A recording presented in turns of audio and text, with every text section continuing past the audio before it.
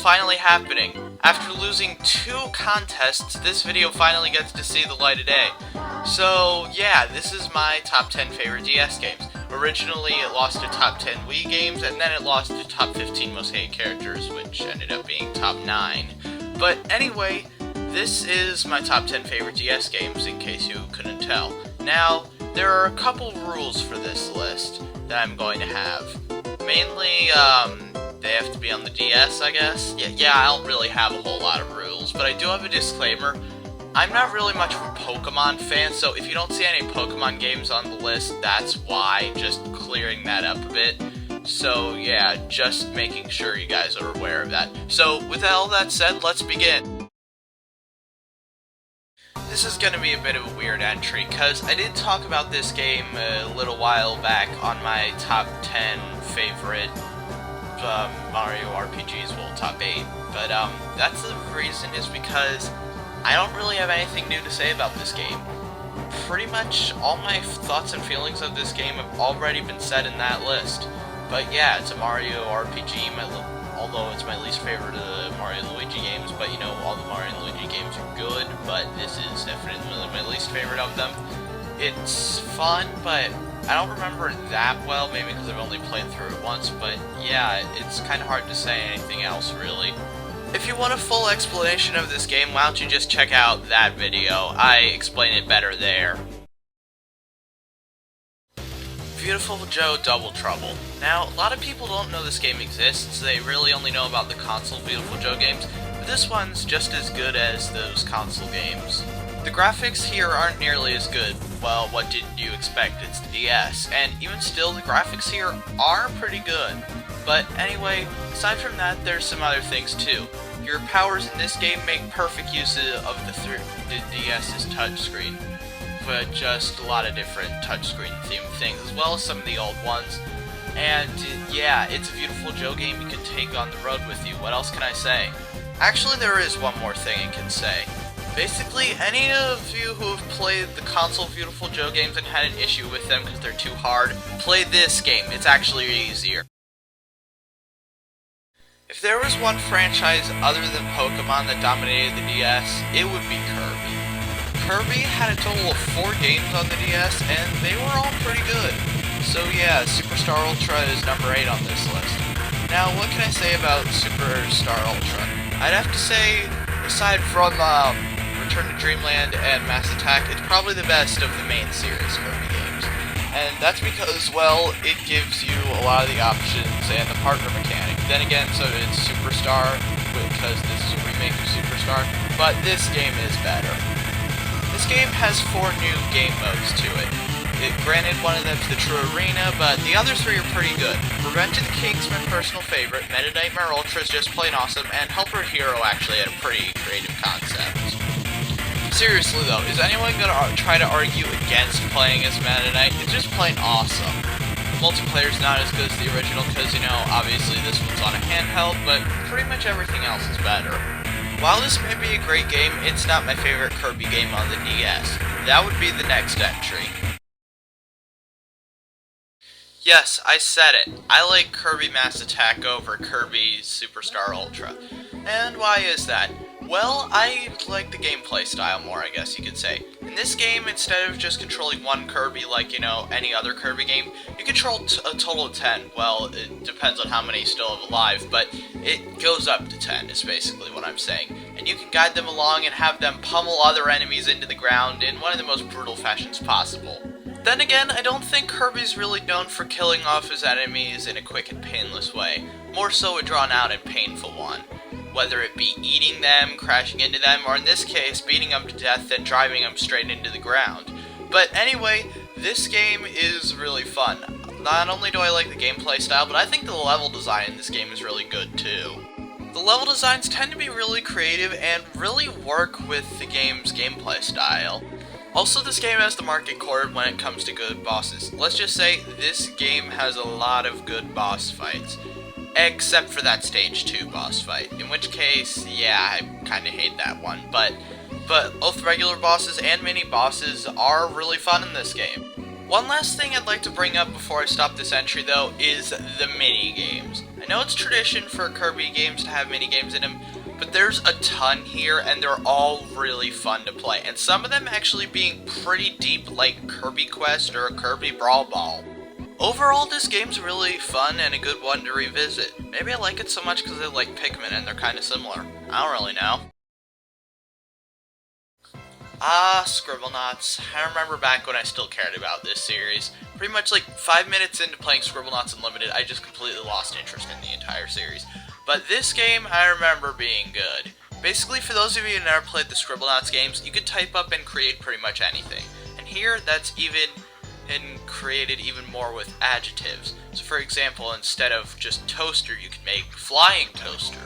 That's not that good of an example, but trust me, there are some good ones. Not to mention, there are some other improvements in this game over the original as well. For example, the crappy controls of the original are now gone. You see, in the original, for some stupid reason, the controls were you tap where you want to go to move, and you use the control pad to move the camera. I know, pretty backwards, huh? Thankfully, they fixed it here, but if for some reason you love the horrible controls of the original, they do give you the option to switch back. I know, it's weird, but yeah, they do let you use the old controls, but this game overall, you know, is really fun, giving you a wide variety of missions and such to complete, and just overall being pretty much the best Scribblenauts game in my opinion. And yeah, that's all I have to say. Come one, come all, and then you'll see a game that actually has good water levels. Seriously though, quite a rarity around here. But anyway, yeah, this game has good water levels. Well, I guess I probably should say more about the legendary Starfy than it has good water levels. Basically, the game's built around both having land-based segments and water levels in about equal proportion, and both are done pretty well. Seriously, yeah, the water levels control really good, but yeah, there's more to this game than that. The levels themselves, too, are also pretty decent. They're pretty good and pretty fun to go through, and that's all I have to say. I also like the style of the cutscenes, how it's sort of like a comic book style going across both the screens and actually being pretty cool, but yeah, that's also pretty neat. The game also has a lot of secrets that are pretty fun, and yeah, even 2 bonus worlds. Yeah, I'm serious, 2 bonus worlds, but yeah, that's it. This game's all bright and happy, although it does have a fairly mature storyline. In fact, it's really similar to the Kirby games, if that's a fair comparison. Well, like, it kind of is considering the fact that, like I said, Kirby's had 4DS games. But yeah, the game doesn't take use of the touchscreen all that well, but really, that's not really necessary. So, Okamiden. Pretty much it's like Okami, but, you know, not nearly as well known. But anyway, yeah, it's a pretty good game. And while not as well known, it still has some good stuff. First off, let's take a look at the graphics. Granted, they're not nearly as good as the Wii version, but for the DS, these are some pretty good graphics. But anyway, aside from that, it has good gameplay, obviously, and the brushstrokes actually work better considering now it's the touchscreen instead of the Wii remote.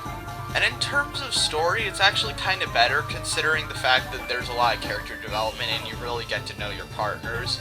And that actually is a step up from the original game, but there are a few issues I do have.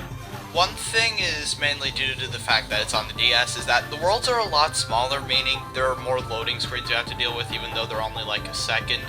And also the fact that there's just not much to explore or do. My second issue is with the power guidance. Basically, I know the whole partner thing is sort of this game's thing, but the whole making your partner move thing gets used way too much, and it's especially frustrating when they take forever to move, you go hit down a button, so you can finally move on to whatever you were doing. All the bad stuff that I mentioned, though, gets evened out by all the good stuff that this game has to offer, which is a lot, as I've said before. Bosses, characters, story, gameplay, brush techniques, what have you. They're all really good in this game. Not as good as the original Okami, but still pretty good. Mario and Luigi Bowser's Inside Story. I really don't know what I can say about it that I haven't already said in Top 8 Mario RPGs. Yes, it's a case of the whole Partners in Time thing again, but yeah, that's the thing. I've said pretty much everything I need to say about this game. Except for one thing. On that list, I put it at number 3. Now that I look at it more, I feel it's more deserving of number 2 rather than number 3. Thousand Year Door is still my favorite, but this has now been bumped up to my second. While I hate Dark Bowser, the rest of this game is still pretty good. I also explained why I hate Dark Bowser in a previous video as well. Wario Master of Disguise. I remember talking about this game several times throughout my channel, mainly in that one countdown towards the beginning, and also in top 9 final levels, and maybe a couple others that I'm forgetting. Oh yeah, top 10 Mario villains. But anyway, this game is awesome, and for many reasons. For starters, let's start with the gameplay. You play as Wario, and you are a Master of Disguise, as you'd think. Basically, what you do in this game is you gain disguises that you can switch between. Granted, the controls for switching between them can sometimes be hard, as it might recognize one thing as another thing, but overall they work pretty well. You have a variety of different disguises that can do a bunch of different things and help you throughout the levels that have a lot of puzzles to solve, and each disguise brings something new to the table. An interesting thing about this game is that whenever you want to get a treasure, you have to play a mini game in order to get out of the treasure chest. So yeah, another thing I like about this game is a lot of the dialogue and characters. I mean, you got Count Cannoli constantly chasing down Wario, good style, Wario's partner, Carpaccio, the cool villain, and Wario, who really is just pretty much Bowser from Bowser's Inside Story, but a burglar. Heck, later in the game, Wario even goes through some character development. He starts to learn that brute force doesn't always solve everything, and sometimes you need to think in order to get ahead. Remember back in top 10 games of 2013, when I was saying that Rayman Legends was my favorite 2D platformer? It's either that or this one. They're both really good games. The only question is, what can beat this game? What can be my favorite game on the DS? Well, all you have to do to find that out is wait a couple seconds. The following is a game about a character who's both dead and has amnesia, and the game is really good story-wise, and it makes some pretty good and creative use of the DS's touchscreen. And I think you all know which game I'm talking about. Nope, but good guess though. But wait, I hate that game, so yeah, it can't be number 1. But no, it is number 1? My real number 1 is Ghost Trick Phantom Detective. Basically, this game is... You know what? I'm just gonna say it. This game's just plain awesome. You know, like I've been saying throughout this entire list, these games being just plain awesome. But this game is just plain awesome. But I probably should explain why this game is so awesome. Basically, in this game, you are, well, a ghost, and you can possess and manipulate objects. Like, say, you can possess, I don't know, a door and close it. Granted, I don't think that's an actual thing in this game, but, you know, if you could possess a door in this game, you'd be able to do that. And you can go back in time 4 minutes before a person's death in order to stop it from happening. You know, going back in time, changing the past and all that. But that's not the only thing that makes this game great. I mean, take a look at this animation right here. Sure, it's not that great, but for the DS, it's pretty good. Not to mention, it sort of seems to have a style all its own. But anyway, this game is also really good in the atmosphere department. Music in this game is my favorite soundtrack in any video game ever. Yes, I said it. I mean, granted, I like Super Mario Galaxy and Super Paper Mario's a lot too, but I still think this game has the best. And the characters in this game are really likable as well. I have trouble finding a single character in this game that I hate, and pretty much your first impressions of a character, for the most part, won't be your last of them. Seriously, I can think of about 1 character total who you don't learn any more about in this game, and he's a chef that sings to his chicken, so I don't think that's really something you can expand upon. But yeah, the characters in this game are really good. Oh, and the story, it's amazing.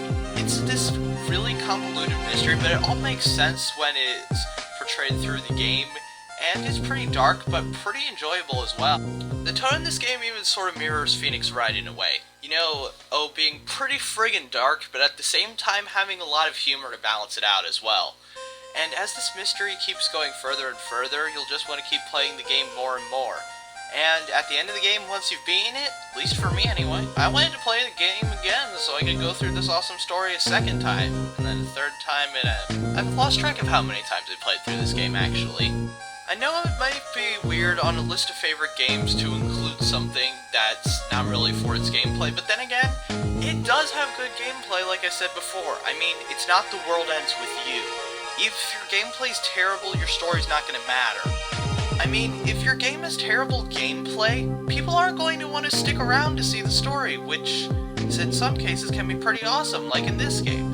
The characters, the mysteries, everything in this game is just plain awesome. Again, I know it feels kind of weird to be putting a game that doesn't really focus that much on its gameplay at number 1 on this list, but I don't really care. I mean, the gameplay is good. That, combined with the atmosphere, the animations, the awesome music, the pretty much all likable characters, the good humor, granted not amazing humor, it's not like Lego City or Psychonauts or anything, and the overall atmosphere and mystery of the game, finding out who Sissel is, as well as a bunch of other stuff, is really good, and that is why this game is number 1 on the list.